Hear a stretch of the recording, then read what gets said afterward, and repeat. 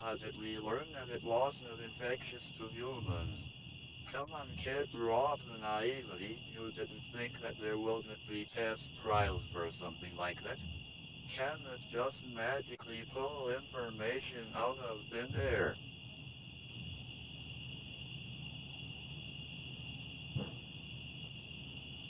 It started out with just minor changes in color of local flora and fauna.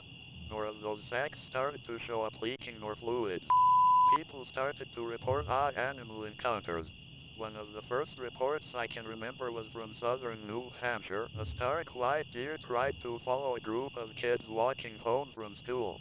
Damn near busted its skull trying to get into one of their homes.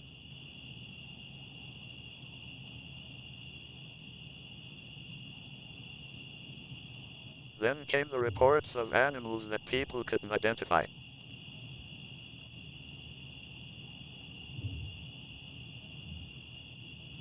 That's when people started to go missing.